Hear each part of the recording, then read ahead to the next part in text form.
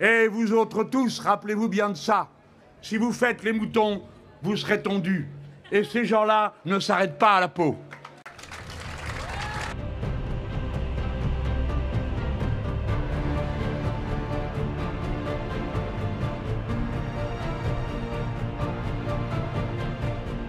La France est aujourd'hui la putain d'Israël. Nous sommes une colonie israélienne. Marine Le Pen en Israël, c'est pour quand?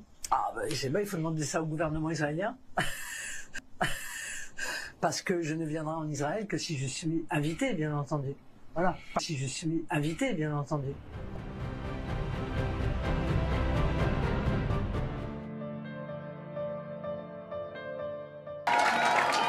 Merci pour cet accueil. Voyez-vous, le 15 juillet, M. Bayrou a déposé un plan abominable contre les acquis sociaux des Français. 2 jours fériés, encore une fois à prendre en plus de celui qu'ils ont déjà pris. Peut-on gouverner ce pays sans blêmir à l'idée que 2000 enfants couchent dans la rue, que 300 000 personnes n'ont pas de toit, qu'une personne doit attendre jusqu'à 10 ans pour avoir un appartement à HLM? Voilà ce qu'ils ont fait de la France. Une année blanche, c'est-à-dire une baisse des pensions de retraite et des allocations sociales compte tenu de l'inflation. 120 € de moins par an aux retraités pauvres. Le déremboursement des médicaments est spéciale abomination.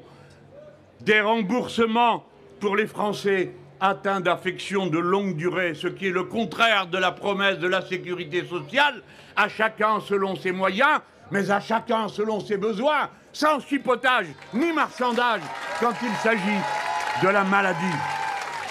Hausse de l'impôt sur le revenu pour tous ceux qui vont entrer dans son champ. Gel, bref, la longue liste, je crois que la plupart d'entre vous la connaissent. Quand ont-ils compté les milliers de cancers déclenchés par les pesticides qui ont été répandus partout? Quand comptent-ils les diabètes? Quand comptent-ils les crises d'obésité? Quand comptent-ils le fait que ce pays est le record de suicides dans la jeunesse? Quand comptent-ils que ce pays est le record des morts au travail de toute l'Europe? Et il paraît que le PS et le RN lui ont dit qu'ils étaient d'accord avec son diagnostic. Eh bien, pas nous! Et nous lui disons, non, nous ne sommes pas d'accord avec le diagnostic. Et je peux vous dire que le bilan de ces 30 ans, c'est comme s'il y avait eu une guerre, comme si nous avions affronté un ennemi qui nous aurait bombardés et détruit 5000 kilomètres de voies ferrées, parce que c'est le cas, une gare sur 2, 5 raffineries de pétrole, 10 chantiers navals supprimés, un pont sur 5 en très mauvais état, dont 10 risquent de s'effondrer, 1 million d'emplois industriels supprimés et une capacité de production industrielle qui, pour la première fois depuis le début de l'ère industrielle en France, est passée sous les 10%. Une guerre où un tiers des bureaux de poste a été supprimé et détruit, une école par jour fermée, un tiers des maternités détruites, 100 000 lits d'hôpitaux fermés, c'est-à-dire l'équivalent de 600 hôpitaux. Et si on applique le remède de cheval que ces gens veulent appliquer, avec 40 milliards de moins, il y aura encore une récession. Mais à ce moment-là, que va-t-il se passer?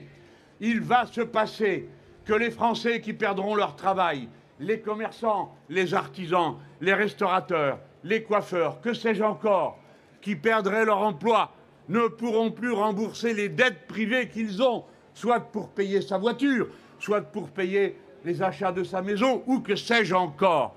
Et alors, c'est eux qui seront en faillite.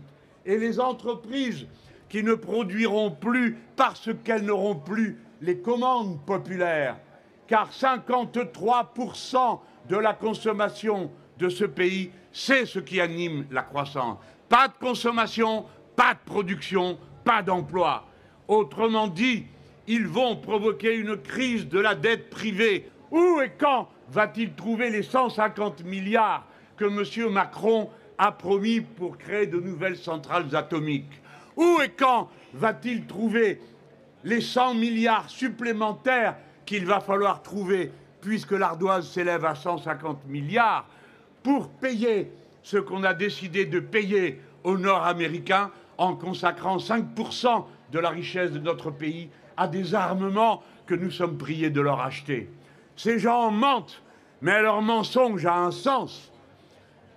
Tout se passe comme si ils voulaient eux-mêmes déclencher la crise financière qu'ils prétendent redouter.